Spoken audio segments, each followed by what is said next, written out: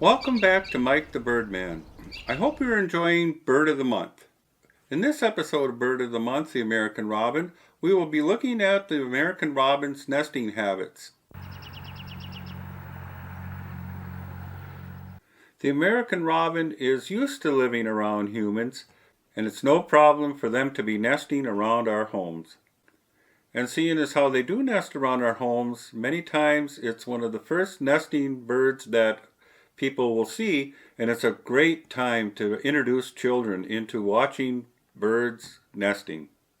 In the beginning of the nesting season, the male arrives and sets up a territory and defends it fiercely. Also known as the red robin, the male sings his song to advertise his territory or attract a mate. They return to the same territory from season to season. During nesting season, the parents become very defensive and quite aggressive defending their nest. And in our backyard, the robin fiercely defends the mealworm feeder, and it especially keeps the bluebirds away for some reason. The robin usually has 2 to 3 broods per year.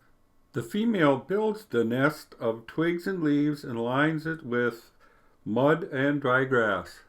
Their nests are most often located in tree forks and shrubs and evergreens close to human dwellings, but sometimes they're in odd places like windowsills, planters, porch eaves, any little nooks or crannies around a building. They lay from 3 to 7 eggs, but they usually lay around 4. The eggs are a deep bright blue with no spots or streaks. Hence, the color robin's egg blue has been named after them.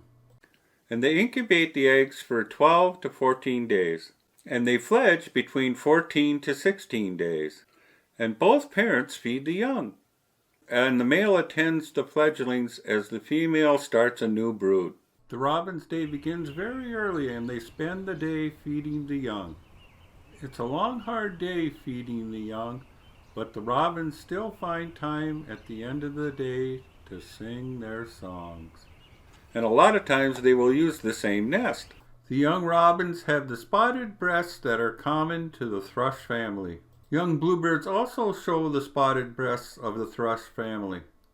It's also helpful to provide water for the adults, and the young robins enjoy it also. Many baby robins are lost due to people thinking they are rescuing an abandoned little one. When the fledglings first leave the nest, they can't fly. The young robins can often be found on the ground with what seems like no parental oversight. It's tempting to rescue the baby birds and take them inside to feed them. But the babies are fine and the adults are nearby to feed them, and they'll take care of them for 10 or more days.